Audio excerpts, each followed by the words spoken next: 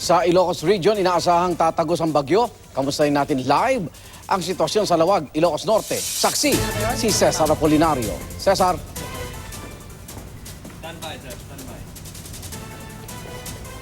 Yes, Igan, sa mga oras na ito ay patuloy pa rin ang pag-ulan dito sa buong probinsya ng Ilocos Norte. Gayunman ay hindi pa nga masyadong binabayo ang lugar dahil ine-expect pa ang pagdating ng bagyong Lawin dito bandang alas 11 na mamaya or alas 12 ng madaling araw hanggang mamayang alas 3 sa madaling araw.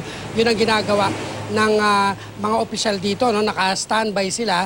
At kanina may mataan tayo, no, dito sa mga coastal area na mga na-stranded na mga residente. Ito yung dapat ay na-preemptive evacuate na, pero hindi nga sila sumama sa mga otoridad na papunta nga sa mga evacuation center.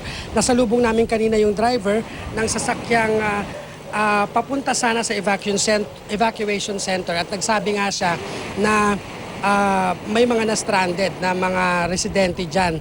At kanina ay nakita rin natin itong coastal area, itong tabing dagat nga dahil nirereklamo ng mga residente dahil sa takot nila, nakita nila itong malaking uka ng lupa na malapit dyan sa coastal area. Wala po silang masasakyan eh. Pakitawag na lang ng bus para... Yung nakikita natin video ay lakas ng hangin yan dyan sa may gilid ng dagat.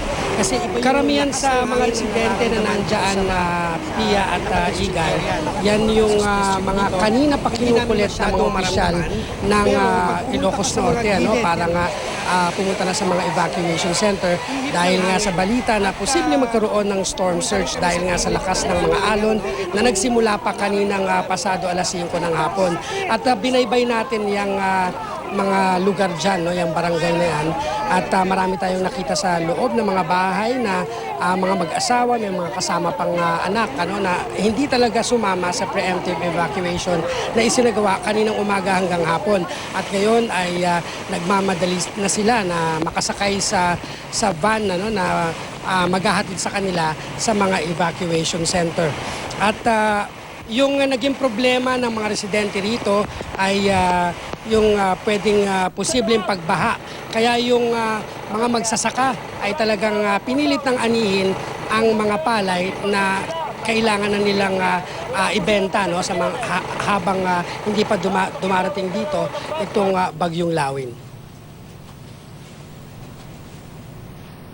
Yung nakikita nating video ay lakas ng hangin yan dyan sa may gilid ng dagat. Kasi iba yung lakas ng hangin na nararamdaman dito sa pinaka-district area, no? Yung mga business district dito, hindi namin masyadong maramdaman. Pero pag pumunta ka sa mga gilid, yan, makikita natin na talagang ang lakas ng ihip ng hangin. At pumunta rin kami sa gilid ng dagat, no? Ito yung naramdaman namin, talagang napakalakas nung storm, yung kumbaga yung alon, ano, talagang humahampas na sa mga gilid, no, sa Pangpang mismo. Kaya yung ibang mga residente natakot na, pero yung iba walang magawa ay nanatili pa rin. Hapon pa lang maulan na sa ilang lugar sa Ilocos Norte. Kaya naman, pinaghanda na ang mga residente sa paglikas. Sa mga baybayin, pinatibay ng mga mangingisda ang kanilang mga bangka. Laban sa banta ng storm surge o daluyong, tinalian na rin ang mga bubong. Pero ang ilang residenteng nakatira sa baybayin ayaw pa umalis. Mga coastal areas gaya ng Pasukin, Corimao, nag-advise na rin kami ng preemptive evacuation. May mga barangays kasi doon na talagang flat yung terrain. Nag-ani na rin ng mga palay ang ilang magsasaka.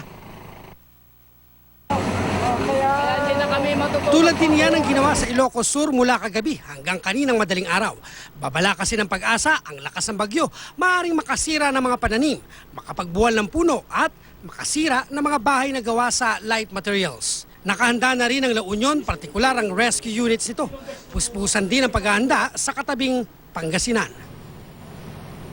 PIA at IGAN hanggang sa mga oras na ito ay nananatili pa rin sa mga kanilang mga tahanan dyan sa may coastal area. Yung mga kalalakihan, tiniyak ng mga barangay official na kailangan nang evacuate, lalo na yung mga bata at yung mga kababaihan sa mas mataas na lugar. Dito yan sa Business District, dito sa Lawag City. At live mula rito sa Lawag City, ako si Cesar Apolinario, ang inyong saksi.